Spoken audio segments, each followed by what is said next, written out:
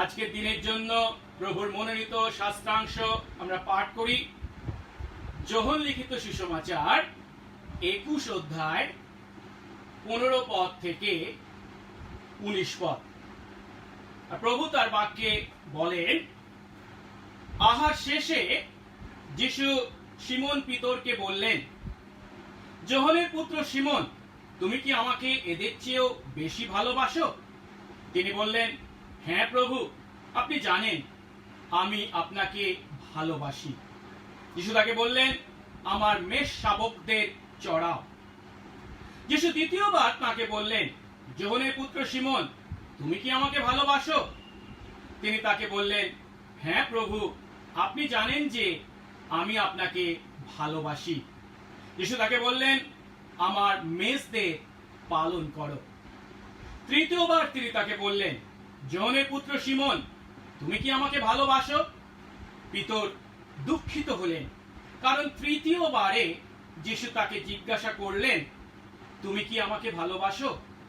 তখন তিনি তাকে বললেন, প্রভু, আপনি সবই জানেন, আপনি জানেন আমি আপনাকে ভালোবাসি। যিশু বললেন, আমার মেষদের চড়াও।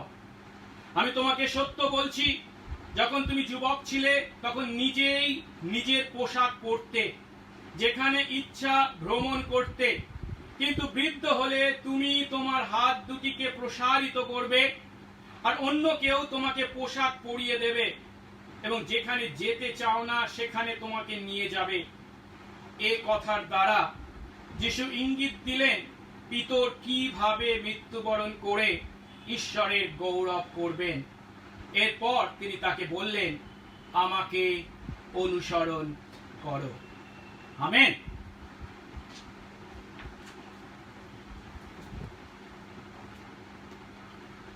আসুন আজকে বাক্যের জন্য প্রভুর কাছ থেকে আমরা তার আশীর্বাদ কামনা করি, প্রার্থনা করি।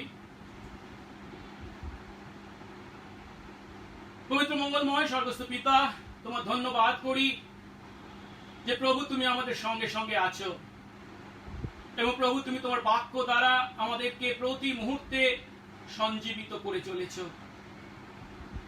প্রভু, তোমার সঙ্গে যে এই যোগাযোগের সুন্দর ব্যবস্থা তুমি করে দিয়েছ, যখন প্রার্থনার মাধ্যমে আমরা তোমাকে আমাদের মনের কথা বলতে পারি এবং তোমার বাক্য অধ্যয়নের মাধ্যমে তোমার কথা আমরা শুনতে পাই, প্রভু তার জন্য তোমার ধন্যবাদ করি। আর এই সময় আমরা যোহন 21 অধ্যায় 15 থেকে 19 পদ পাঠ করেছি। আর সেখানে আমরা দেখতে পাচ্ছি তোমার অন্যতম প্রধান শিষ্য পিতরকে তোমার পরিচর্যা কাজে তথা তোমার রাজ্যের কাজে পুনর্বহাল করেছ। কিন্তু প্রভু, তাকে পুনর্বহাল করার পূর্বে তার মুখ থেকে তোমার প্রতি সেই ভালোবাসার স্বীকারোক্তি তুমি 3 বার উচ্চারণ করিয়েছিলে।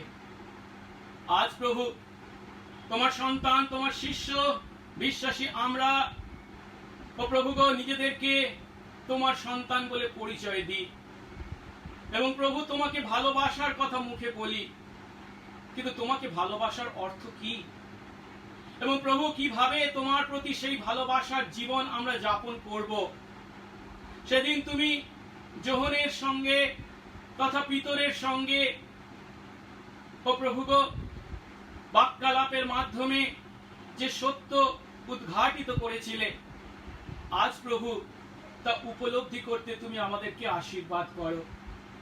আমরাও যেন খাঁটি ভালোবাসায় তোমাকে ভালোবাসতে পারি এবং প্রভু তোমার গৌরবার্থে আমাদের জীবন হয়, সেই আশীর্বাদ করো। সঙ্গে সঙ্গে থাকো, যিশু নামে এই প্রার্থনা চাই, আমেন। গত সপ্তাহে আমরা যিশুর অন্যতম প্রধান শিষ্য পিতরের মধ্যে এক বিরাট পরিবর্তন দেখেছিলাম। যোহন 21 অধ্যায় 1 থেকে 14 পদে আমরা দেখেছিলাম যিশুর পুনরুত্থানের পর জেরুসালেম থেকে যিশুর শিষ্যরা গালিলে ফিরে গিয়েছিলেন আর পিতর অন্য শিষ্যদেরকে সঙ্গে নিয়ে তার পুরানো জীবিকায় অর্থাৎ মাছ ধরতে ফিরে গিয়েছিলেন। এখন যিশু যদিও তাকে বা তাদেরকে মৎস্যধারীর পরিবর্তে মনুষ্যধারী করবেন বলেছিলেন, কিন্তু পিতর তার সাম্প্রতিক ব্যর্থতার কারণে নিজেকে সেই কাজে অযোগ্য জ্ঞান করে তার পুরানো ব্যবসায় ফিরে গিয়েছিলেন। কিন্তু সারা রাত ধরে সেই সমস্ত অভিজ্ঞ মৎস্যজীবী তাদের নিজেদের জ্ঞানে এবং শক্তিতে যদিও অনেক চেষ্টাই করেছিলেন, কিন্তু তারা একটি মাছও ধরতে পারেননি। পরিবর্তে ভোরবেলায় পুনরুত্থিত যিশু যখন তার প্রতিজ্ঞা পূর্ণ করে তাদের কাছে সেই গালিলে উপস্থিত হয়েছিলেন, তিনি তাদেরকে তাদের নৌকার ডান দিকে জাল ফেলতে বলেছিলেন। আর তার কথার বাধ্য হয়ে পিতর যখন সেই জাল ফেলেছিলেন, তখন 153টি বড় মাছ সহ অনেক মাছ সেই জালে ধরা পড়েছিল। আর তা দেখে যিশুর শিষ্য, তার ভালোবাসার শিষ্য যোহন যিশুকে চিনতে পেরেছিলেন এবং সেই কথা তিনি পিতরকে বলেছিলেন। আর পিতরের মুখে উনি প্রভু এই কথা শুনতে পেয়ে উদ্দীপ্ত পিতর জলে ঝাঁপ দিয়েছিলেন। সাঁতার কেটে সবার আগে ডাঙাতে যিশুর কাছে পৌঁছাতে বা উপস্থিত হতে চেয়েছিলেন, উপস্থিত হয়েছিলেন। এবং তারপর আমরা আরো দেখেছিলাম যিশুর শিষ্যরা যখন সমস্ত মাছ নিয়ে ডাঙায় উপস্থিত হয়েছিলেন, তখন যিশু নিজে তার নিজের হাতে তৈরি প্রাতরাশ তাদেরকে খাইয়েছিলেন এবং নিজে খেয়েছিলেন। আর এর মাধ্যমে গত সপ্তাহে আমরা দেখেছিলাম ব্যর্থ পিতর সেই সত্য উপলব্ধি করেছিলেন যে তার জীবনে ব্যর্থতাই শেষ কথা নয়, কারণ যিশু তাকে ক্ষমা করেছেন। পিতর আরো উপলব্ধি করেছিলেন যদিও আত্মনির্ভরতার দ্বারা পিতর কিছুই করতে পারেন না, কিন্তু খ্রিস্ট নির্ভরতাই হলো তার সাফল্যের একমাত্র চাবিকাঠি। আজ আমরা ঠিক তার পরবর্তী অংশ পাঠ করেছি, যোহন 21 অধ্যায় 15 থেকে 19 পদ। আর এখানে আমরা দেখতে চলেছি যিশু যে কেবল পিতরকে ক্ষমা করেছিলেন এবং অনেক মাছ ধরতে তিনি তাকে সাহায্য করেছিলেন তা নয়, তিনি তাকে তার পরিচর্যা কার্যে অর্থাৎ ঈশ্বরের রাজ্যের পরিচর্যায় পুনর্বহাল করেছিলেন। আর এই আজ করতে গিয়ে পিতর যিশুকে যে 3 বার অস্বীকার করেছিলেন, তেমনি পিতর যিশুকে যে ভালোবাসেন এই স্বীকারোক্তি 3 বার করেছিলেন। আমরা কি পিতরের ন্যায় যিশুর কাছ থেকে ক্ষমা পেয়েছি? আমরা আমাদের সৎ কাজ বা ধার্মিকতা দ্বারা যা অর্জন করতে পারিনি, কেবল যীশু খ্রিস্টে বিশ্বাস দ্বারা আমরা কি আমাদের সমস্ত পাপের ক্ষমা পেয়েছি? আর ঈশ্বরের অনুগ্রহে যিশুতে যদি আমাদের পাপের ক্ষমা আমরা পেয়ে থাকি, তাহলে আজ খ্রিস্ট বিশ্বাসী আমাদের প্রত্যেককে যিশু সেই একই প্রশ্ন করছেন সেদিন তিনি যে প্রশ্ন পিতরকে করেছিলেন, তুমি কি আমাকে ভালোবাসো? আমরা হয়তো গান করতে পারি, যিশু ভালোবাসি, আমি তোমায় প্রণাম করি। খুব ভালো কথা, কিন্তু সেই গান যখন আমরা করি, তাকে সেই ভালোবাসার অর্থ কি আমরা উপলব্ধি করি?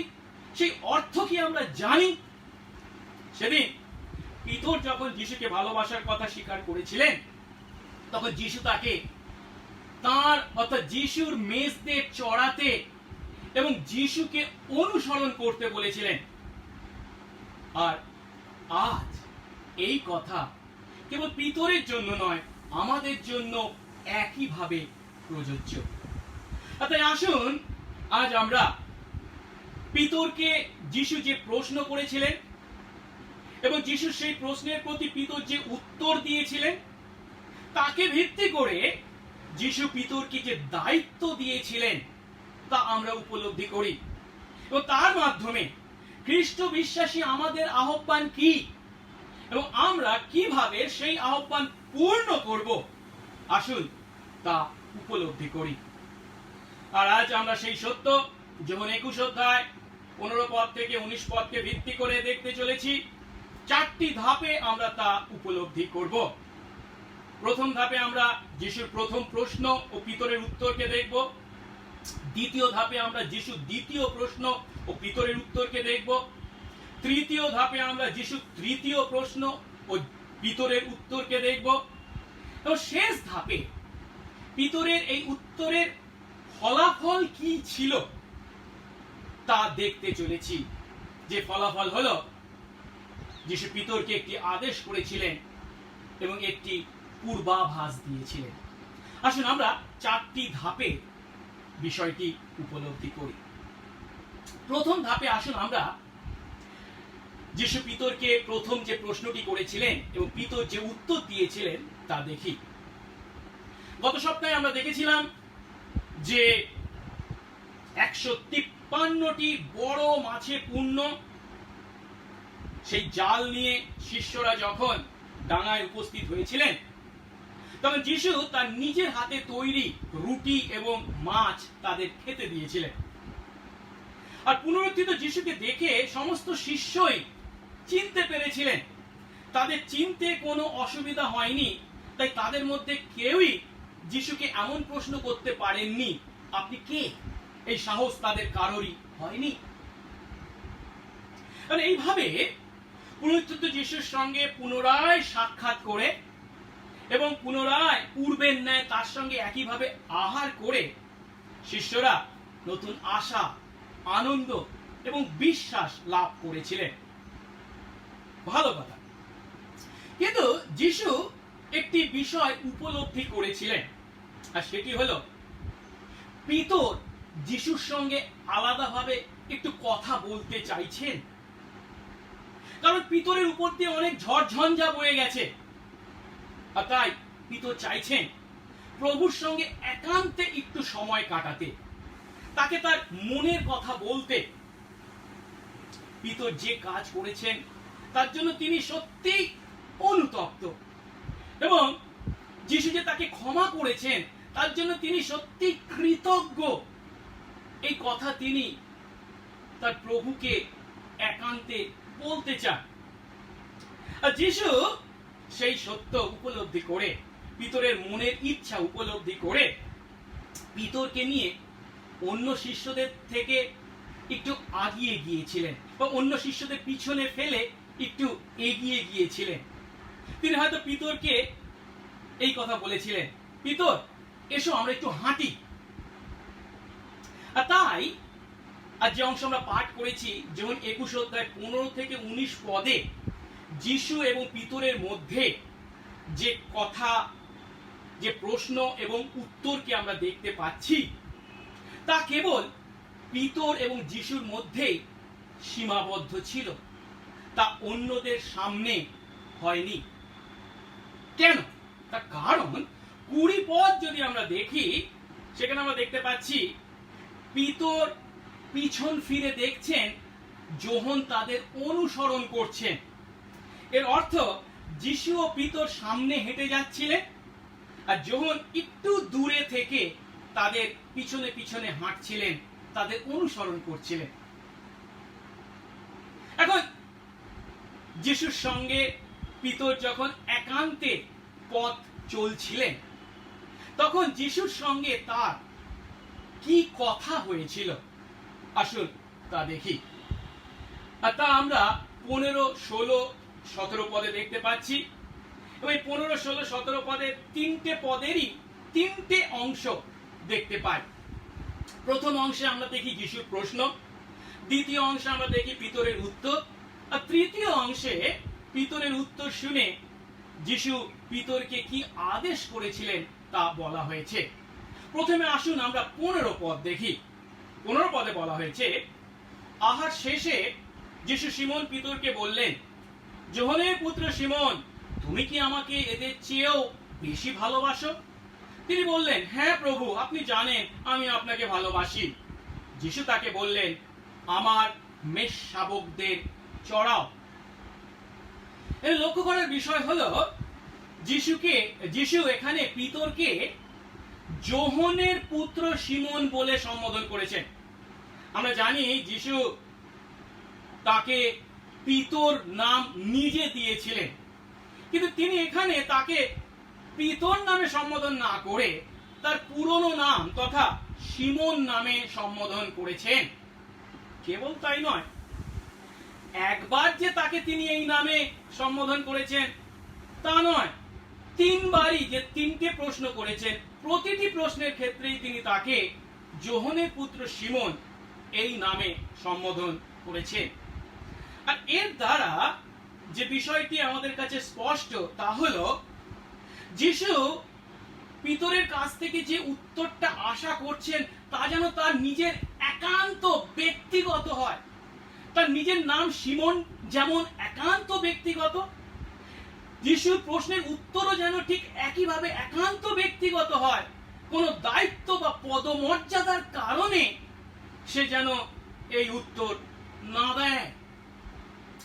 তারপর আমরা দেখতে পাচ্ছি যোহনের পুত্র সিমন বলে তাকে সম্বোধন করে যিশু তার কাছে যে বিষয়টি জানতে চেয়েছেন তা হলো যিশুর প্রতি তার ভালোবাসা কতখানি। এখন প্রশ্ন হলো, যিশু কেন এখানে তার প্রতি পিতরের ভালোবাসার কথা জানতে চেয়েছেন? অন্য বিষয় তো প্রশ্ন করতে পারতেন বা জানতে চাইতেন, কিন্তু তা না করে যিশুর প্রতি পিতরের ভালোবাসা কতখানি তা তিনি কেন জানতে চেয়েছিলেন? আমাদের উপলব্ধি করতে হবে, সম্প্রতি পিতরের প্রতি যে সমস্ত ঘটনা ঘটেছে যার ফলস্বরূপ বা যাদের ফলস্বরূপ পিতর নিজেকে ব্যর্থ বা ঈশ্বরের রাজ্যে পরিচর্যা কার্যে অযোগ্য জ্ঞান করেছিলেন, যার কারণে তিনি পুরনো জীবিকায় ফিরে যেতে বাধ্য হয়েছিলেন, তার সঙ্গে যিশুর প্রতি তার ভালোবাসার সম্পর্ক ছিল। কিভাবে? আমরা জানি পিতর যিশুকে 3 বার অস্বীকার করেছিলেন। যখন তিনি যিশুকে 3 বার অস্বীকার করেছিলেন, তখন তার নিজের জীবনকে তিনি সব থেকে বেশি ভালোবাসার কারণেই সেই কাজ করেছিলেন।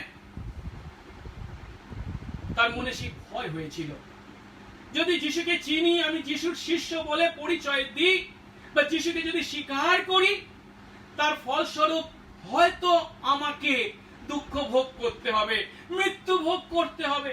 এই ভয়ই সেদিন পিতরকে যিশুকে অস্বীকার করতে বাধ্য করেছিল।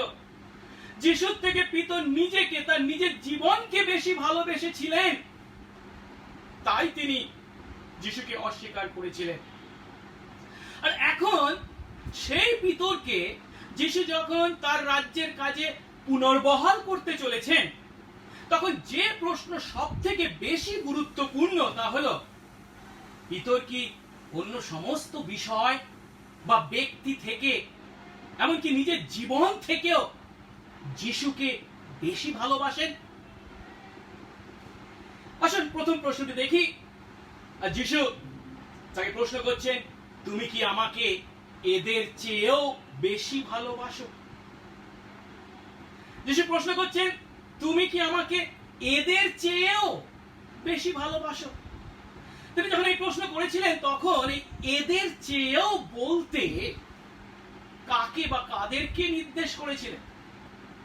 এর দ্বারা কি তিনি সেই সমস্ত মাছকে নির্দেশ করেছেন যা ধরা পড়েছে, যা বিক্রি করে হয়তো অনেক অর্থ উপার্জন করা যেত, যে অর্থ হয়তো তাকে আরাম এবং স্বাচ্ছন্দ্য দিতে পারত? যিশু পিতরকে জিজ্ঞাসা করছেন, তুমি কি এই মাছ, এই অর্থ, এই আরাম, এই স্বাচ্ছন্দ্য থেকেও আমাকে বেশি ভালোবাসো? আবার এও হতে পারে এর দ্বারা যিশু পিতরের পুরনো জীবিকা তথা সেই মৎস্য জীবিকা বা নৌকা বা জাল, তাকে নির্দেশ করেছেন। পিতর কি যিশুর থেকে, পিতর কি সেই তার পুরনো জীবিকা বা নৌকা জাল থেকে যিশুকে বেশি ভালোবাসেন? আবার এও হতে পারে এদের চেয়েও বলতে যিশু পিতর যাদের সঙ্গে সেই মাছ ধরতে গেছেন তার সেই বন্ধু অন্য শিষ্যরা তাদের থেকে যিশুকে বেশি ভালোবাসেন। অর্থাৎ পিতর অন্য শিষ্যদের যতখানি ভালোবাসেন, যে পরিমাণে ভালোবাসেন, তার থেকে যিশুকে অনেক বেশি পরিমাণে ভালোবাসেন কি?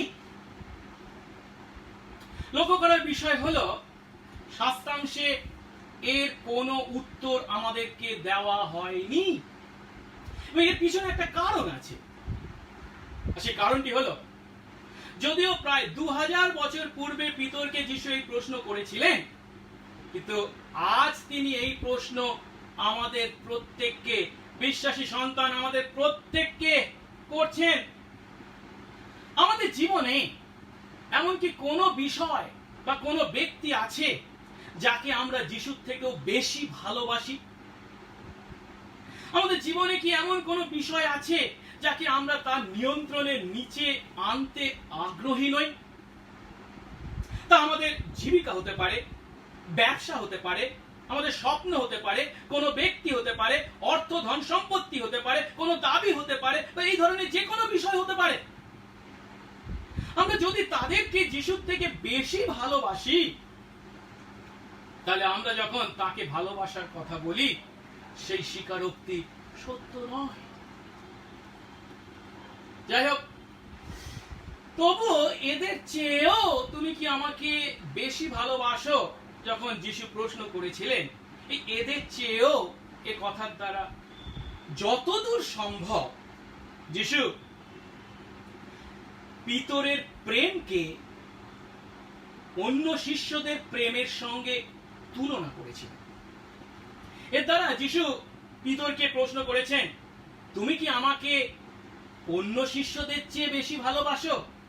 অথবা অন্য শিষ্যরা আমাকে ভালোবাসে, ভালো কথা, ঠিক কথা, কিন্তু তুমি কি আমাকে তাদের থেকেও বেশি ভালোবাসো?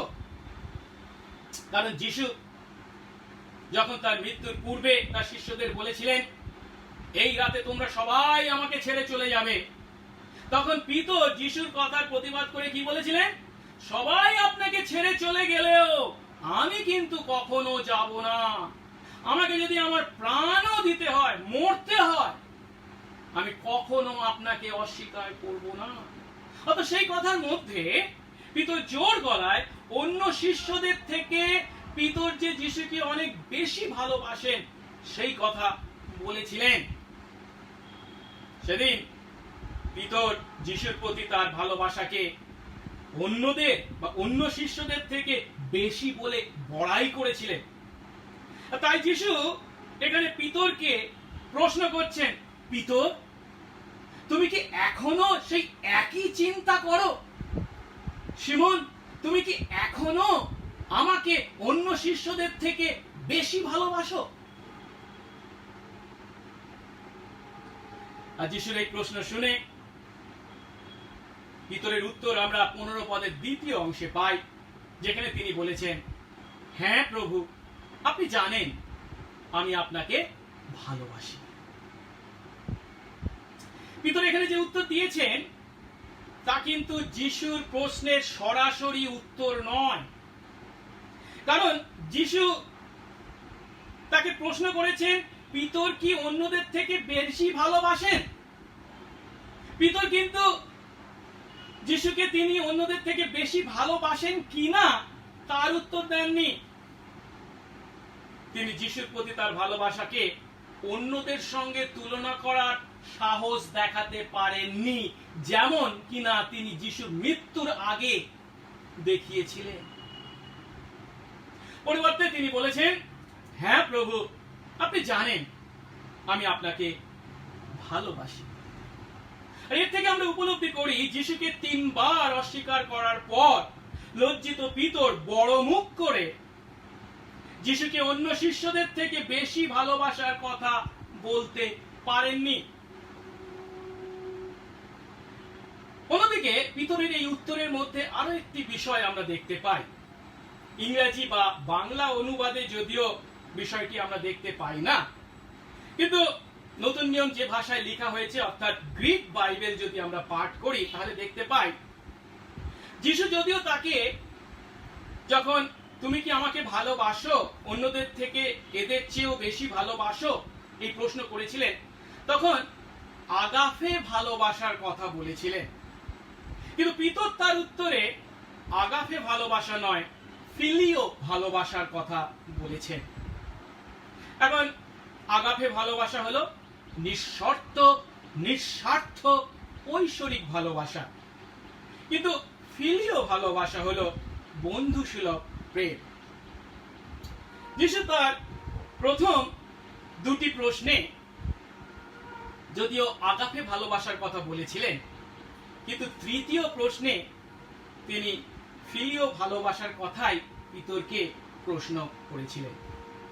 পিতর কিন্তু তার তিনটে উত্তরে ফিলিও ভালোবাসার কথা বলেছেন।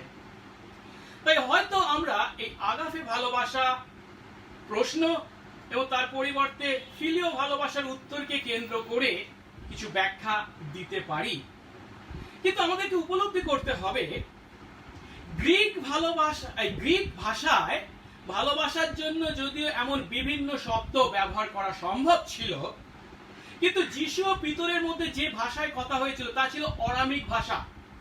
অরামিক ভাষায় কিন্তু এমন বিভিন্ন ভাষা, বাংলা বা ইংরেজির মতো বিভিন্ন ভাষা ব্যবহার করার সুযোগ ছিল না। তাই এখানে আমরা এই আগাফে এবং ফিলিও ভালোবাসার মধ্যে পার্থক্য তৈরি করার প্রয়োজন অনুভব করি না। কেবল তাই নয়, পিতর তার উত্তরে কি বলেছে? হ্যাঁ প্রভু, আপনি জানেন আমি আপনাকে ভালোবাসি, অর্থাৎ হ্যাঁ দিয়ে শুরু করেছেন। এখন পিতরের উত্তরে পিতর যে ভালোবাসার কথা বলেছেন তা যদি যিশুর প্রশ্নের ভালোবাসা থেকে অন্য ভালোবাসা হতো তাহলে কি হ্যাঁ দিয়ে শুরু করা সম্ভব ছিল? তার উত্তর হওয়া ছিল, না প্রভু, আপনাকে আমি আগাপে ভালোবাসায় নয়, আমি আপনাকে ফিলিও ভালোবাসায় ভালোবাসি। তা কিন্তু পিতর করেননি। তাই আমরা এখানে ভালোবাসার জন্য দুটি গ্রিক ভিন্ন শব্দ ব্যবহারের মধ্যে ভিন্ন অর্থ খোঁজার চেষ্টা করব না। আসলে এবারে আমরা যিশুর দ্বিতীয় প্রশ্ন এবং পিতরের উত্তরকে চিন্তা করি, যা আমরা 16 পদে পাই। 16 পদে বলা হয়েছে, যিশু দ্বিতীয়বার তাকে বললেন, যোহনের পুত্র শিমন, তুমি কি আমাকে ভালোবাসো? তিনি তাকে বললেন, হ্যাঁ প্রভু, আপনি জানেন যে আমি আপনাকে ভালোবাসি। যিশু তাকে বললেন, আমার মেষদের পালন কর। অর্থাৎ যিশু দ্বিতীয়বার পিতরকে যখন একই ধরনের প্রশ্ন করেছেন, সেখানে কিন্তু প্রথম প্রশ্নের সঙ্গে একটি পার্থক্যকে আমরা দেখতে পাচ্ছি, আর সেটি হলো এদের চেয়েও এই কথাটিকে তিনি বাদ দিয়েছেন ও সরাসরি তাকে প্রশ্ন করেছেন, তুমি কি আমাকে ভালোবাসো? আর এর দ্বারা হয়তো যিশু পিতরকে এমন কথা বলতে চেয়েছেন, শিমন, তুমি অন্যদের থেকে বা অন্য শিষ্যদের থেকে আমাকে বেশি ভালোবাসো কিনা তার উত্তর এড়িয়ে গিয়ে তুমি যে সত্য প্রকাশ করেছো তা হলো তুমি আর বিশ্বাস করো না যে তুমি অন্যদের থেকে আমাকে বেশি ভালোবাসো। ভালো কথা। তাহলে সমস্ত তুলনাকে বাদ দিয়ে আমি তোমাকে প্রশ্ন করতে চাই, তুমি কি আমাকে ভালোবাসো? আর আমরা পিতরকে দেখছি, পিতর যিশুকে 3 বার অস্বীকার করেছে। তার জন্য তিনি লজ্জিত হয়েছিলেন, ঠিক কথা, কিন্তু তা উপলব্ধি করবার পর সেই পিতর বাইরে গিয়ে খুব কেঁদেছিলেন এবং পিতর জানতেন যিশু তাকে ক্ষমা করেছেন। যিশু তাকে ক্ষমা করেছেন বলেই এইভাবে পুনরুত্থিত হওয়ার পরেও তাকে দেখা দিয়েছেন। আর তাই পিতর দ্বিতীয়বারের জন্য যিশুকে তার ভালোবাসার স্বীকারোক্তি করতে লজ্জিত হননি। পিতর দ্বিতীয়বারের জন্য একই উত্তর দিয়েছেন, হ্যাঁ প্রভু, আপনি জানেন আমি আপনাকে ভালোবাসি। আসুন এবার আমরা যিশু তৃতীয় প্রশ্ন এবং পিতরের উত্তরকে চিন্তা করি। যিশু তৃতীয়বার একই প্রশ্ন করেছেন, যা আমরা 17 পদে পাই। পড়ি। তৃতীয়বার তিনি তাকে বললেন, যোহনের পুত্র শিমন, তুমি কি আমাকে ভালোবাসো? পিতর দুঃখিত হলেন, কারণ তৃতীয়বার যিশু তাকে জিজ্ঞাসা করলেন, তুমি কি আমাকে ভালোবাসো? তখন তিনি তাকে বললেন, প্রভু, আপনি সবই জানেন, আপনি জানেন আমি আপনাকে ভালোবাসি। যিশু বললেন, আমার মেজদের চড়াও। অর্থাৎ যে আকারে যিশু পিতরকে দ্বিতীয় প্রশ্ন করেছিলেন, অবিকল একই আকারে তিনি তৃতীয় প্রশ্নটি করেছেন। কিন্তু একটা পার্থক্য একটু আগে আমি বলেছি, প্রথম ও দ্বিতীয় প্রশ্নে ভালোবাসার জন্য যদিও আগাপে শব্দকে ব্যবহার করেছিলেন, তৃতীয় প্রশ্নে ভালোবাসার জন্য তিনি কিন্তু ফিলিও শব্দকে ব্যবহার করেছেন। কিন্তু এখানে যে প্রশ্নটি সব থেকে গুরুত্বপূর্ণ তা হল, যিশু পিতরকে কেন 3 বার একই প্রশ্ন করছে? আমরা যখন নতুন নিয়ম পাঠ করি তখন আমরা খুব সহজেই একটা সত্য উপলব্ধি করি, আর সেই সত্যটা হলো, কোন বিষয়ের উপর জোর দিতে সেই বিষয়ের পুনরুক্তি করা হয়েছে বা সেই বিষয়টি বারবার বলা হয়েছে। তা বিভিন্ন স্থানে আমরা দেখতে পাই। এই যোহনের সুসমাচারে বারবার আমরা দেখতে পাই যিশু বলছেন, সত্য সত্য আমি তোমাদের বলছি। একই বিষয়ের উপর বা একটি বিষয়ের উপর জোর দেওয়ার জন্যই এমন পুনরুক্তি। তাই এখানেও আমরা সেই একই পদ্ধতি ব্যবহারের কথা চিন্তা করতে পারি।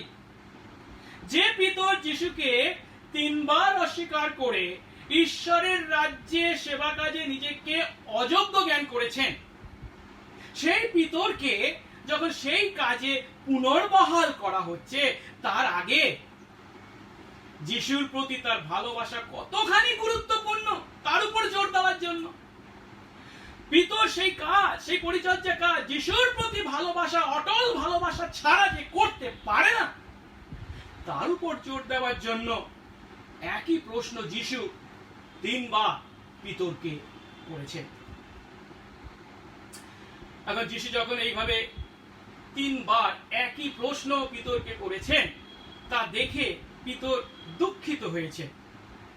আর এটা খুবই স্বাভাবিক, কারণ আমাদের সদুত্তর সত্ত্বেও বা আমরা যে তাকে ভালোবাসি, আমরা যদি কাউকে ভালোবাসি সেই কথা বলা সত্ত্বেও যদি একই প্রশ্ন আমাদেরকে বারবার করা হয়, আমরা দুঃখিত হতে বাধ্য। কারণ আমাদের মনে যে চিন্তার উদয় হয় তা হলো, আমি যে তাকে ভালোবাসার কথা বলছি তিনি তা বিশ্বাস করছেন না। এখন এই চিন্তা যখন আমরা করি, তার কারণ হচ্ছে আমরা যাদেরকে উত্তর দিচ্ছি তারা আমাদেরই মতো সাধারণ মানুষ, তারা আমাদের হৃদয় দেখতে পান না, তাই তারা আমাদের ভালোবাসায় বা ভালোবাসার স্বীকারোক্তিতে সন্দেহ করতে পারে। কিন্তু পিতর এখানে কোন সাধারণ মানুষকে উত্তর দিচ্ছেন তা নয়, তিনি যিশুকে তার ভালোবাসার কথা বলছেন, যে যিশু পিতরের হৃদয়ে কি আছে তা ভালো করেই জানেন। আর তাই পিতর দুঃখিত হয়েছে। কিন্তু পিতর তার অভিজ্ঞতা থেকে যথেষ্ট শিক্ষাও লাভ করেছে। এর আগেও তিনি যিশুর প্রতি তার ভালোবাসার কথা জোর গলায় বলেছিলেন, কিন্তু তিনি সেই ভালোবাসার পরিচয় দিতে ব্যর্থ হয়েছিলেন। তাই পিতর যিশুর প্রতি তার সেই ভালোবাসাকে তার চিন্তা, তার অনুভূতি বা তার অভিজ্ঞতার মধ্যে সীমাবদ্ধ রাখতে চাননি। পিতর জানেন তিনি তার চিন্তায়, অনুভূতিতে বা অভিজ্ঞতায় যিশুকে ভালোবাসেন বলে মনে করতে পারেন, কিন্তু তা বাস্তবে সত্য নাও হতে পারে। তার প্রমাণ তিনি ইতিমধ্যেই পেয়েছেন। কিন্তু যিশু, যিনি ঈশ্বর, যিনি সর্বজ্ঞ ঈশ্বর, তার জ্ঞানে কখনো কোনো ভুল থাকতে পারে না। তাই পিতর তৃতীয়বারের জন্য যিশুর সেই অভ্রান্ত জ্ঞানকে ভিত্তি করে যিশুর প্রতি তার ভালোবাসার কথা বলেছেন। প্রভু আপনি জানেন, প্রভু আপনি সব জানেন, আমি আপনাকে ভালোবাসি। এর আগের দুটো উত্তরে যেমন বলেছিলেন আপনি জানেন, এখানেও সেই একই কথা বলেছেন আপনি জানেন, এবং তার সঙ্গে যোগ করেছেন আপনি সব জানেন, আপনি সর্বজ্ঞ, আপনি ঈশ্বর। আর এই কথা আমাদের জন্য একইভাবে প্রযোজ্য। আমরা চিন্তা করতে পারি, আমরা অনুভব করতে পারি যে আমরা যিশুকে ভালোবাসি। I feel I love you, I think I love you. কিন্তু আমাদের সেই চিন্তা বা অনুভূতি সত্য নাও হতে পারে।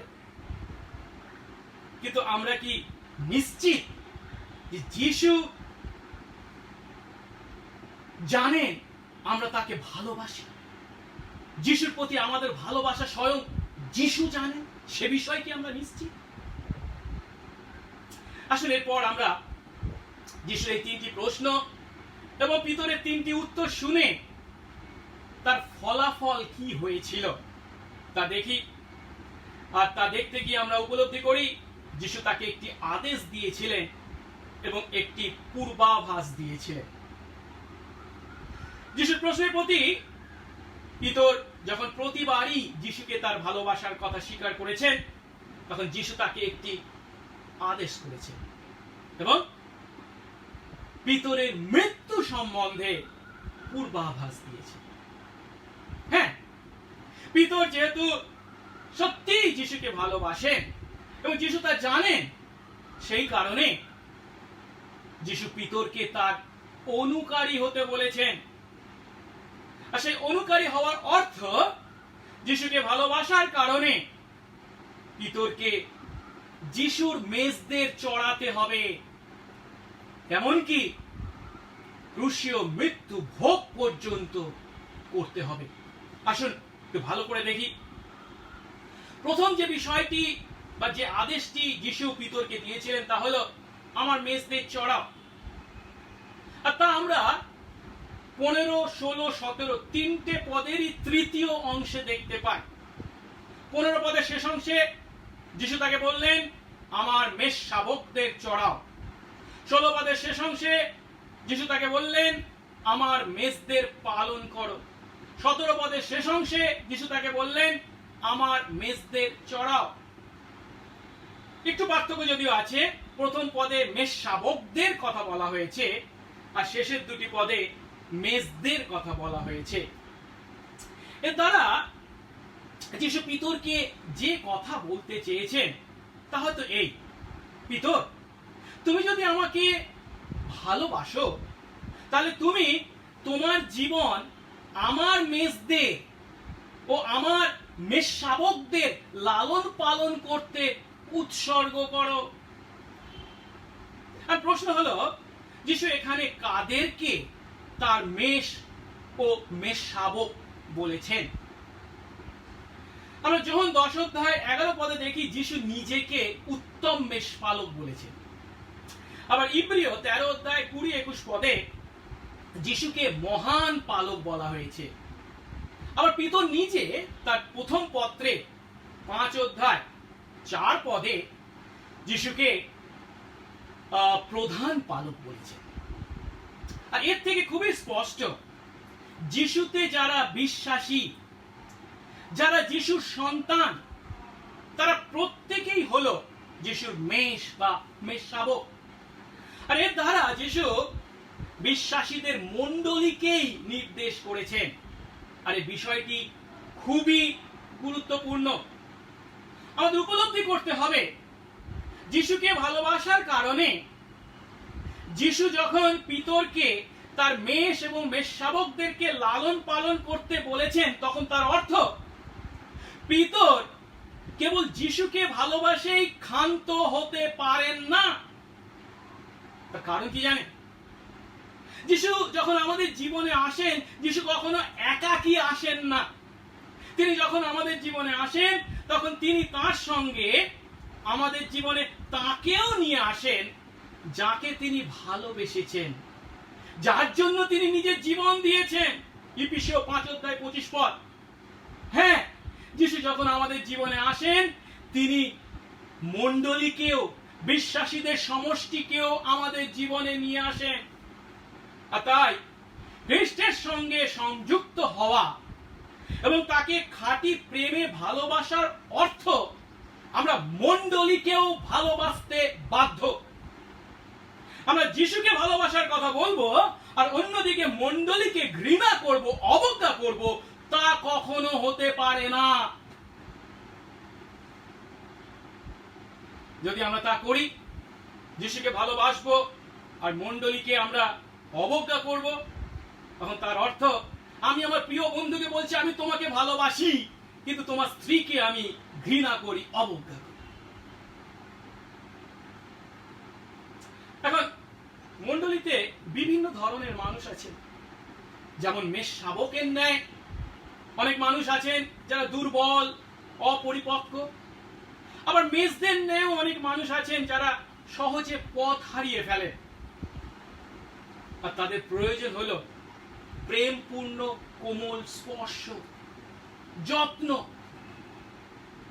যিশুকে ভালোবাসার কারণে পিতরকে আজ তথা বিশ্বাসী আমাদের প্রত্যেককে যিশু বলছেন কি আমরা যেন প্রভু সেই দায়িত্ব পালন করি, তার মেষ এবং মেষ শাবকদের লালন পালনের দায়িত্ব যেন পালন করি। যিশু পিতরকে বলছেন, পিতর, তুমি যদিও মেষ শাবকের ন্যায় দুর্বল ও অপরিপক্ক ছিলে, তুমি যদিও মেষের ন্যায় সহজেই পথ হারিয়ে ফেলতে, তবু আমি তোমাকে আমার প্রেমপূর্ণ কোমল স্পর্শ দিয়েছি। আর এখন থেকে তুমি আমার মণ্ডলীর প্রতি, আমার মেষদের প্রতি, আমার মেষ শাবকদের প্রতি আমার সেই কাজের অনুকরণ করো। তুমিও তাদেরকে তোমার প্রেমপূর্ণ কোমল স্পর্শ দাও। হ্যাঁ, পিতর তথা বিশ্বাসী আমাদের প্রত্যেককে খ্রিস্টের দেহ তথা মণ্ডলীকে ভালোবাসতে হবে, যত্ন নিতে হবে এবং সেই মণ্ডলীকে রক্ষা করতে হবে।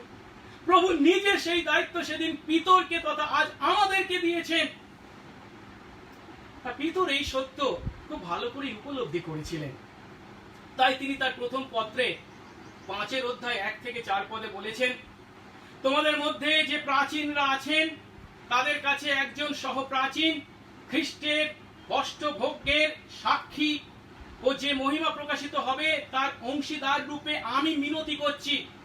অর্থাৎ মণ্ডলীর প্রাচীনদের কাছে, বিশ্বাসীদের কাছে মিনতি করছেন পিতর কি, ঈশ্বরের যে পাল তোমাদের তত্ত্বাবধানে আছে তাদের পালক হও, তত্ত্বাবধায়ক রূপে তাদের সেবা করো, বাধ্য হয়ে নয় কিন্তু তোমরা ইচ্ছুক বলে, যেমন ঈশ্বর তোমাদের কাছে চান, অর্থের লালসায় নয় কিন্তু সেবার আগ্রহ নিয়ে করো।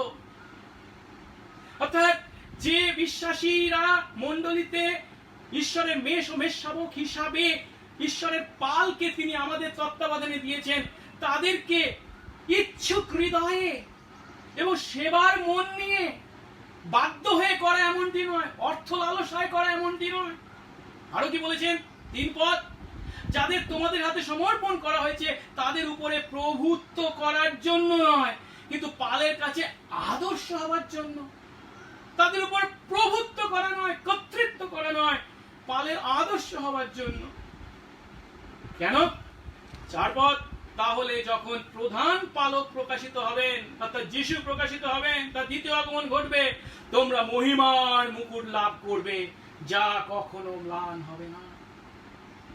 অর্থাৎ যিশু খুব স্পষ্ট ভাষায় যে পিতর যিশুকে ভালোবাসার কথা স্বীকার করেছেন 3 বার, তাকে বলছেন পিতর যেন তার মেষ ও মেষ শাবকদের, তার বিশ্বাসীদের, তার মণ্ডলীর লালন পালন করে, যে কথা আজ আমাদের জন্য একইভাবে প্রযোজ্য। যিশুকে ভালোবাসার কথা পিতর যখন স্বীকার করেছিলেন, তখন যিশু পিতরকে আরো একটি বিষয় দিয়েছিলেন বা বলেছিলেন, বা পূর্বাভাস জানিয়েছিলেন, আর সেটি হলো পিতরকেও যিশুর ন্যায় ক্রুশীয় মৃত্যু ভোগ করতে হবে, যা আমরা 18 ও 19 পদে পাই। পড়ি, 18 পদে বলা হয়েছে, যিশু বলছেন পিতরকে, আমি তোমাকে সত্যি বলছি, যখন তুমি যুবক ছিলে তখন নিজে নিজেই পোশাক পরতে, যেখানে ইচ্ছা ভ্রমণ করতে, কিন্তু বৃদ্ধ হলে তুমি তোমার হাত দুটিকে প্রসারিত করবে, আর অন্য কেউ তোমাকে পোশাক পরিয়ে দেবে, এবং যেখানে যেতে চাও না সেখানে তোমাকে নিয়ে যাবে। 19 পদে যখন লিখেছেন, এই কথার দ্বারা যিশু ইঙ্গিত দিলেন পিতর কিভাবে মৃত্যুবরণ করে ঈশ্বরের গৌরব করবেন। এরপর তিনি তাকে বললেন, আমাকে অনুসরণ করো। অর্থাৎ যিশুকে ভালোবাসার ফলস্বরূপ পিতর যে কেবল মণ্ডলীর বিশ্বাসীদের পরিচর্যা করবেন তা নয়, তার পাশাপাশি তাকে যিশুকে অনুসরণ করতে হবে, এবং সেই অনুসরণটা কি ধরনের? মৃত্যু পর্যন্ত, এমনকি ক্রুশীয় মৃত্যু পর্যন্ত তার পূর্বাভাস যিশু এখানে দিয়েছেন। কিভাবে একটু ভালো করে উপলব্ধি করি। যখন আমরা জানি, যখন 12 অধ্যায় 23 পদ যদি দেখি, সেখানে বলেছেন মনুষ্য পুত্রের গৌরবান্বিত হওয়ার সময় উপস্থিত হয়েছে, আর তার দ্বারা যখন যিশুর মৃত্যুকে নির্দেশ করেছেন। অর্থাৎ যোহনের চিন্তায় বা উপলব্ধিতে যিশুর মৃত্যু হলো যিশুর গৌরবান্বিত হওয়া। আর সেই একই কথা এখানে যোহন পিতরের প্রতি প্রয়োগ করেছেন 19 পদে। পিতর কিভাবে মৃত্যুবরণ করে ঈশ্বরের গৌরব করবেন। এখন যিশুকে ভালোবাসার মূল্য হিসাবে যে পিতর নিজের মৃত্যুকে এড়াতে যিশুকে 3 বার অস্বীকার করেছিলেন, তিনি সেই পিতর যিশুর ন্যায় সাক্ষ্য মরে মৃত্যু গ্রহণ করতে চলেছেন এবং তার দ্বারা ঈশ্বরের গৌরব করতে চলেছেন। আর এই সত্য বর্ণনা করতে গিয়ে যিশু কি বলছেন? তিনি পিতরের যৌবনকে স্বাধীনতাপূর্ণ জীবন হিসাবে বর্ণনা করেছেন, যখন কিনা সে যৌবনে কি করত? নিজের খুশি মতো পোশাক পরতো নিজে নিজেই, এবং যেখানে খুশি সেখানে তিনি যেতে পারতেন। কিন্তু বৃদ্ধ বয়সে এটা আর হবে না। তার আচার আচরণকে বৃদ্ধ বয়সে সীমাবদ্ধ হতে হবে। কেন? তাকে অন্য কেউ পোশাক পরিয়ে দেবে এবং তিনি যেখানে যেতে চান না সেখানে তাকে নিয়ে যাওয়া হবে। 19 পদে যখন বলা হয়েছে যে তাকে তার হাত প্রসারিত করতে হবে, 19 পদে বলছে, 18 পদে বলছে কি না, তুমি বৃদ্ধ হলে তুমি তোমার হাত দুটিকে প্রসারিত করবে। তুমি বৃদ্ধ হলে তোমার হাত দুটিকে প্রসারিত করবে। আর এই হাত দুটিকে প্রসারিত করার দ্বারাই ক্রুশীয় মৃত্যুকে নির্দেশ করা হয়েছে। কারণ যখন কাউকে ক্রুশবিদ্ধ করা হতো তখন সে তার 2 হাত প্রসারিত করত এবং অন্য তার মৃত্যুদণ্ড দানকারী ব্যক্তিরা দড়ি দিয়ে তার হাতকে ক্রুশে বেঁধে দিত ক্রুশ কাঠে। আর যাকে ক্রুশবিদ্ধ করা হতো সে যেখানে যেতে চাইতো না, তার হত্যাকারীরা তাকে সেখানেই নিয়ে যেত। তাই এখানে যিশু এই কথার মাধ্যমে পিতরকেও যে তার বৃদ্ধ বয়সে ক্রুশবিদ্ধ হয়ে মরতে হবে তার পূর্বাভাস দিয়েছেন। একটু বিষয়টা আর একটু গভীরভাবে চিন্তা করার জন্য আমরা একটু পিছিয়ে যেতে পারি। যখন 13 অধ্যায় যদি 36 থেকে 38 পদ দেখি, যেখানে পিতর জোর গলায় বলেছিলেন, প্রভু আপনার জন্য আমি প্রাণও দেব, তখন যিশু কিন্তু তাকে কি বলেছিলেন? আমি যেখানে যাচ্ছি তুমি সেখানে এখন যেতে পারো না, আমার সঙ্গে আসতে পারো না, কিন্তু পরে আমার সঙ্গে আসতে পারবে। এই যে পরে আমার সঙ্গে আসতে পারবে বলে সেখানে তিনি তার উক্তি করেছিলেন। এখানে এই 21 অধ্যায় 18-19 পদে এসে তিনি অর্থাৎ যিশু ভবিষ্যৎবাণী করছেন যে পিতর সত্যি যিশুর জন্য প্রাণ দিতে চলেছেন যিশুর জন্য তাকেও ক্রুশবিদ্ধ হয়ে মরতে হবে এবং তিনি তার দ্বারা ঈশ্বরের, তার মৃত্যুর দ্বারা ঈশ্বরের গৌরব করবেন। আর তাই যিশু পিতরকে বললেন, শেষ করলেন 19 পদে, কি বলে? আমাকে অনুসরণ করো। যার অর্থ মৃত্যুতেও, এমনকি ক্রুশীয় মৃত্যুতেও আমাকে অনুসরণ করো।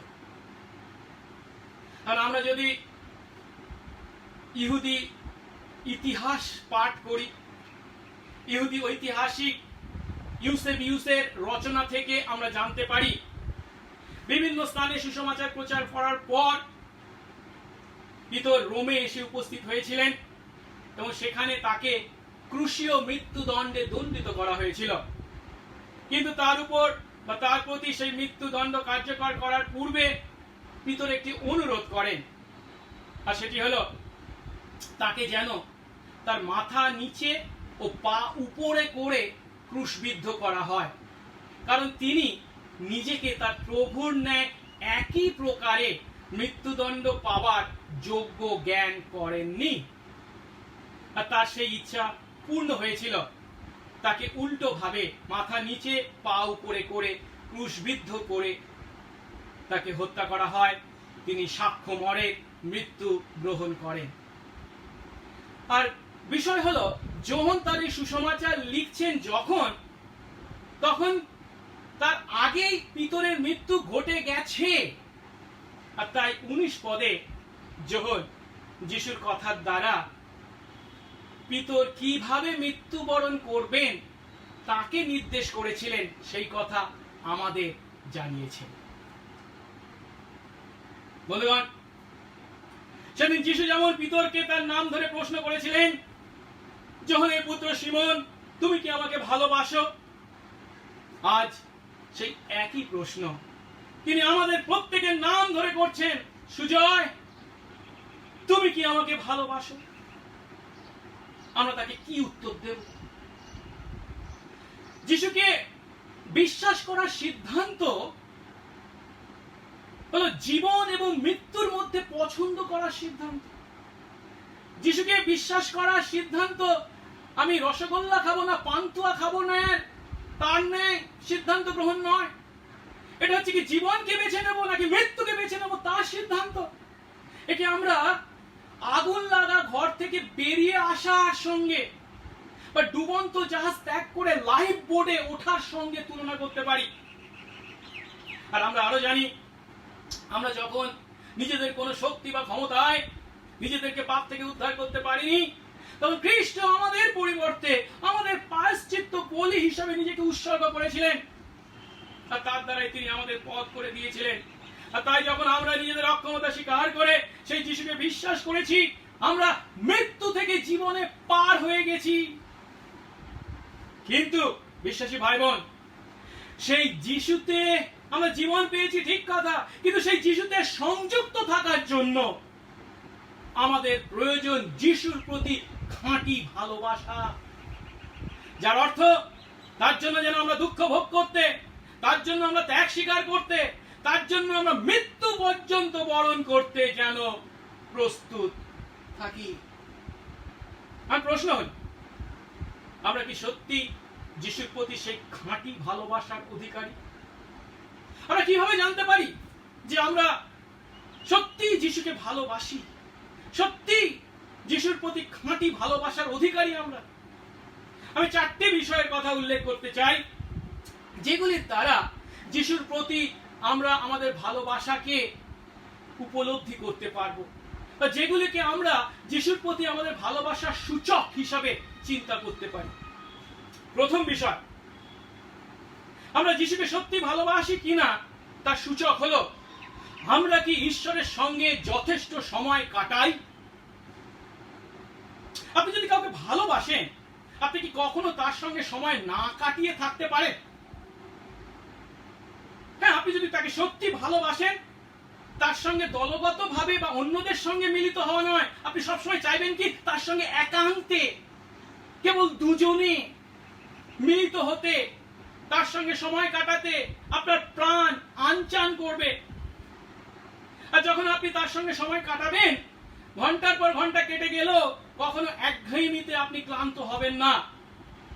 ঠিক একইভাবে আমরা যদি ঈশ্বরের সঙ্গে আমাদের আধ্যাত্মিক সম্পর্ককে বৃদ্ধি ঘটাতে চাই, তাহলে আমাদেরকে প্রতিদিন তার সঙ্গে সময় কাটাতে হবে। প্রতিদিন তার জন্য আলাদা সময় রেখে দিতে হবে। যখন আমরা তাকে ধন্যবাদ জানাবো, তার প্রশংসা করব, তার কাছে আমাদের পাপ স্বীকার করব, তাকে আমাদের ভালোবাসার কথা বলবো এবং তাকে আমাদের প্রয়োজনের জন্য বিনতি জানাবো। কেবল তাই নয়, প্রতিদিন তার কথা শুনবো। আর তার জন্য দৈনিক বাইবেল পাঠের আমরা একটা পরিকল্পনা করব। দৈনন্দিন জীবনে তাকে আমাদের সময় না দিয়ে আমরা কখনো তার সঙ্গে ভালোবাসার সম্পর্ক গড়তে পারি না। আমরা আমাদের প্রভুকে দেখেছি, তিনি সর্বদা তার পিতার সঙ্গে প্রার্থনায় সময় কাটাতে আলাদা সময় রাখতেন। আর এই তার সঙ্গে আলাদা সময় কাটানোটা কেবলমাত্র বিশেষ সময়ে আমাদের পালন করলে হবে এমন কথা যেন চিন্তা না করি। যখন বিপদে পড়বো তখন তার কাছে ছুটে যাব, যখন কোভিড-19 মতো মহামারীর দ্বারা আক্রান্ত হব তখনই কেবল তাকে ডাকবো, এমন খ্রিস্ট বিশ্বাসী যেন আমরা না হই। প্রতিদিন তার সঙ্গে আমাদের ভালোবাসার সূচক হিসাবে সময় কাটাই, তা মহামারীর সময় হোক বা সুসময় হোক। আমরা তার সঙ্গে কথা বলবো আমাদের প্রার্থনার মাধ্যমে, তার কথা শুনবো তার বাক্য পাঠ অধ্যয়ন ও ধ্যানের মাধ্যমে। আর তার সঙ্গে কথা বলার, তার কথা শোনার সময়ের যদি অভাব থাকে আমাদের, তাহলে বুঝতে হবে আমাদের জীবনে প্রভুর থেকে অন্য বিষয় বা ব্যক্তিরাই বেশি গুরুত্বপূর্ণ। তাদেরকেই আমরা প্রভুর থেকে বেশি ভালোবাসি। আমরা তার জন্য কি করি বা না করি, তার থেকে জানেন ঈশ্বর আমাদের সঙ্গে ভালোবাসার সম্পর্কে আবদ্ধ হতে অনেক বেশি আগ্রহী। আসুন তার প্রতি আমাদের ভালোবাসার সূচক হিসাবে প্রতিদিন তার সঙ্গে যথেষ্ট সময় কাটাই। দ্বিতীয় সূচক হলো, আমরা কি ঈশ্বরের বাধ্য? যখন 14:23 যিশু তার শিষ্য তথা আজ আমাদের বলেছেন, কেউ যদি আমাকে ভালোবাসে সে আমার বাক্য পালন করবে। আমরা যদিও আমাদের ভালোবাসাকে আমাদের অনুভূতির ফিলিং এর মধ্যে, অনুভূতির স্তরে রাখতে চাই, কিন্তু যিশু আমাদের ভালোবাসাকে আমাদের বাধ্যতায় প্রকাশ হতে দেখতে চান। পিতর তার অনুভূতিতে যিশুকে ভালোবাসার কথা বলেছিলেন, জোর গলায় বলেছিলেন, কিন্তু 3 বার তিনি যিশুকে অস্বীকার করেছিলেন। তাই যিশু তাকে তার বাধ্যতার মধ্যে, যিশুর প্রতি ভালোবাসাকে বাধ্যতার মধ্যে দেখতে চেয়েছিলেন। তাই তিনি তাকে তার মেজদের চড়াতে বলেছিলেন, এমনকি ক্রুশ পর্যন্ত অনুসরণ করতে বলেছিলেন। আমরা যখন ঈশ্বরের বাক্যে অবাধ্য হই, জানেন তখন তার দ্বারা কি সত্য প্রকাশ পায়? ঈশ্বরের বাক্যের অবাধ্য হওয়ার দ্বারা আমরা প্রকাশ করি যে ঈশ্বরের পরিবর্তে আমরা নিজেদের সন্তুষ্ট করতে চাই। আমরা ঈশ্বরের থেকে নিজেদের বেশি ভালোবাসি। আমরা মুখে বলবো আমরা তার মতো হতে চাই, আর কাজে তার অবাধ্য হব, পাপকে পছন্দ করব, একই পাপ বারবার করব। তাহলে আমরা কখনো যিশুর প্রতি আমাদের ভালোবাসায় বৃদ্ধি পাবো না। আমাদেরকে তার বাক্যের বাধ্য হতে হবে। তাই প্রথম যোহন 3:18 যোহন আমাদের বলেছেন, এসো মুখের কথায় বা ভাষণে নয়, কিন্তু কাজ করে ও সত্যের মাধ্যমে আমরা ভালোবাসি। আসুন আমরা আমাদের অবাধ্যতার পাপকে স্বীকার করি এবং তার শক্তিতে তার বাক্যের বাধ্য হওয়ার প্রতিজ্ঞা করি। যিশুর প্রতি আমাদের ভালোবাসার তৃতীয় সূচক হলো আমরা কি মণ্ডলীর বিভিন্ন সেবা কাজে অংশ নিচ্ছি। ইফিসীয় 2 অধ্যায় 8 থেকে 10 পদে পৌল আমাদের বলেছেন, বিশ্বাসের মাধ্যমে অনুগ্রহের দ্বারাই আমরা পরিত্রাণ পেয়েছি, তা আমাদের থেকে হয়নি, কিন্তু ঈশ্বরের উপহার দান, তা কর্মের ফল নয় যে তা নিয়ে আমরা গর্ব করব, কারণ আমরা ঈশ্বরেরই রচনা, সৎ কাজ করার জন্য যীশু খ্রিস্টতে সৃষ্ট, যা তিনি পূর্ব থেকেই আমাদের করার জন্য প্রস্তুত করে রেখেছিলেন। পৌল কি বলছেন? পৌল বলছেন সৎ কাজের দ্বারা আমরা পরিত্রাণ পাইনি, ঠিক কথা, কিন্তু সৎ কাজ করার জন্য আমাদের পরিত্রাণ করা হয়েছে। আমরা উপলব্ধি করেছি যিশু যখন আমাদের জীবনে আসেন তখন তিনি একা আসেন না, তিনি তার সঙ্গে মণ্ডলীকে আমাদের জীবনে নিয়ে আসেন। তাই আমরা যিশুকে ভালোবাসবো আর মণ্ডলীকে ঘৃণা করব বা অবজ্ঞা করব, তা কখনো হতে পারে না। আর কেবল মণ্ডলীতে এসে আসন পূর্ণ করলে হবে না, খ্রিস্টের দেহের অংশ হিসাবে আমাদেরকে একে অন্যকে গেঁথে তুলতে হবে। পবিত্র আত্মার দত্ত বিভিন্ন দানকে আমাদের ব্যবহার করতে হবে। কিন্তু তা যদি আমরা না করে থাকি তাহলে বুঝতে হবে যিশুর প্রতি আমাদের ভালোবাসার স্বীকারোক্তি সত্য নয়। আমরা যদি বাইবেল পাঠের থেকে গল্প বই বা খবরের কাগজ পড়তে বেশি ভালোবাসি, আমরা যদি বন্ধুদের সঙ্গে সময় কাটাতে পারি কিন্তু মণ্ডলীতে আসার জন্য আমাদের সময় না থাকে, আমাদের যদি টিভি বা সিনেমা দেখার জন্য সময় ও অর্থ থাকে কিন্তু মণ্ডলীতে আসা ও মণ্ডলীর কাজে অংশ নেওয়ার জন্য আমাদের সময় ও অর্থ না থাকে, তাহলে বুঝতে হবে আমরা বৃথায় যিশুকে ভালোবাসার কথা মুখে বলছি। প্রভু আমাদেরকে আশীর্বাদ করুন যেন তার প্রতি আমাদের সেই ভালোবাসার স্বীকারোক্তি সত্য স্বীকারোক্তি হয়। মণ্ডলীর বিভিন্ন সেবা কাজে ভালোবেসে আনন্দ সহকারে অংশগ্রহণ করি, পিতরের মতো মেষ শাবকদের চড়াই। চতুর্থত তার প্রতি আমাদের ভালোবাসার সূচক হলো আমরা কি আমাদের অর্থের সঠিক ব্যবহার করছি। আমরা যদি খ্রিস্ট বিশ্বাসী হয়ে থাকি আমরা জানি ও বিশ্বাস করি ঈশ্বর আমাদের কাছে তার যে অর্থ বা সম্পত্তি জমা রেখেছে, আমরা হলাম সেই অর্থ বা সম্পত্তির কেবল ম্যানেজার বা ধনাধ্যক্ষ মাত্র। কিন্তু সেই অর্থকে যদি আমরা নিজেদের অধিকার বলে চিন্তা করি তাহলে আমরা সেই অর্থেরই দাস বা সেবা করতে বাধ্য হব। মথি 6 অধ্যায় 24 পদে যিশু নিজে বলেছেন কেউ ঈশ্বর ও অর্থ এই দুইয়ের সেবা করতে পারে না। কারণ কি? ওই অধ্যায়ের 21 পদে তিনি বলছেন যেখানে তোমার ধন সেখানেই তোমার মন পড়ে থাকবে। তাই আমরা যখন ঈশ্বরের অর্থকে ঈশ্বরকে না দিয়ে নিজেদের কাছে রেখে দিই, তা কেবল নিজেদের প্রয়োজনে পূর্ণ করি, তখন আমরা নিজেদেরকে সেই অর্থের দাসে রূপান্তরিত করি। তখন আমরা নিজেদেরকে এইভাবে চিন্তা করি যে বিষয়ে চিন্তা করতে প্রভু ইসরায়েলীয়দেরকে সতর্ক করেছিলেন। যদি দ্বিতীয় বিবরণ 8 অধ্যায় 17-18 পদ পড়ি, সেই ইসরায়েলের কনানে প্রবেশের পূর্বে মোশি তাদের উদ্দেশ্যে বলছেন যে তোমরা যদি সেই অর্থ ঈশ্বরের দেওয়া, সেই সম্পত্তি, সেই সমস্ত আশীর্বাদ ঈশ্বরের দেওয়া তা যদি ভুলে যাও তাহলে তোমরা কি বলবে? বলছে আমার নিজের শক্তিতে নিজের হাতে কাজ করে আমি এই সব ধন সম্পত্তি করেছি। কিন্তু সত্যটা কি?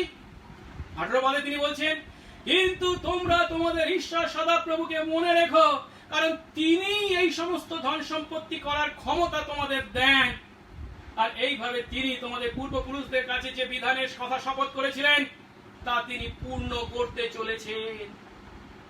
আজ আমরা যে সমস্ত ধন বা সম্পত্তি বা অর্থের মালিক অধিকারী বলে নিজেদের চিন্তা করছি, আসলে তার আসল মালিক ঈশ্বর। তিনি কেবল তা আমাদের কাছে গচ্ছিত রেখেছেন, তিনিই দিয়েছেন। আর তার অর্থ তার কাজে তার সেবায় ব্যয় করতে যেন আমরা কখনো দ্বিধা না করি, যদি তাকে আমরা ভালোবাসি। তাই যিশু যেমন পিতরকে শেষ পর্যন্ত তাকে অনুসরণ করতে বলেছিলেন, যার অর্থ দুঃখ ভোগ করতে, যিশুর জন্য দুঃখ ভোগ করতে, যিশুর জন্য ত্যাগ স্বীকার করতে, যিশুর জন্য এমনকি ক্রুশীয় মৃত্যু পর্যন্ত ভোগ করতে বলেছিলেন, তেমনি সেই যিশুর প্রতি তথা ঈশ্বরের প্রতি আমাদের খাঁটি ভালোবাসার কারণে আমাদেরকেও ত্যাগ স্বীকার করতে হবে। তার জন্য যেন আমরা প্রস্তুত থাকি। আর ঈশ্বরের কাছে আমরা যখন আমাদের উপহার দান নিয়ে আসি, তখন তার মাধ্যমে আমরা তার প্রতি আমাদের আস্থা এবং প্রেমই প্রকাশ করে থাকি। তাই যিশুই যে আমাদের সমস্ত অর্থের মালিক, তা যদি আমরা স্বীকার না করি, আমরা যত অর্থই উপার্জন করি না কেন, কখনো তার দ্বারা আমরা সন্তুষ্ট হব না। আমরা মুখে যিশুকে ভালোবাসার কথা বলবো, আর কখনো তার কাছে আমাদের দশমাংশ আনবো না, তা হতে পারে না। আমরা মিথ্যা কথা বলছি, মিথ্যা সাক্ষ্য দিচ্ছি, যিশুকে বিশ্বাস করার কথা মুখে বলে ভণ্ডামি করছি। কিন্তু বন্ধুগণ, একদিন আমাদের প্রত্যেককে ঈশ্বরের সামনে দাঁড়াতে হবে, আমাদের জীবনের হিসাব দিতে হবে। সেদিন আমাদের কতজনকে দেখে ঈশ্বর বলবেন, উত্তম ও বিশ্বস্ত দাস বা দাসী, তুমি সত্যি আমাকে ভালোবেসেছ।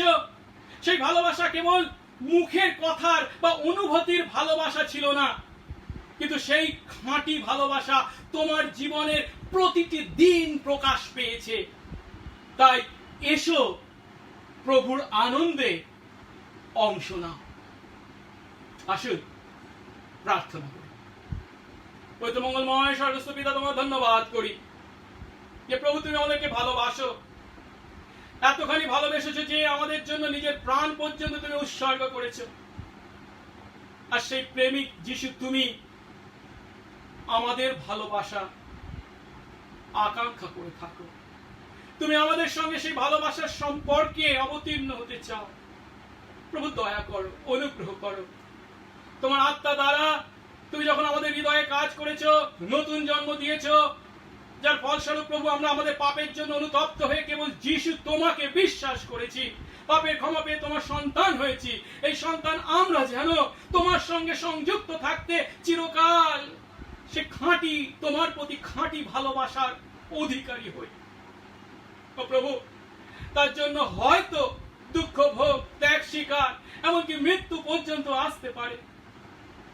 প্রভু দয়া করো, আমাদেরকে সেই উপলব্ধি দাও যে প্রভু তোমার সেই প্রেম থেকে আমাদেরকে কেউ কিছুই বিচ্ছিন্ন করতে পারবে না।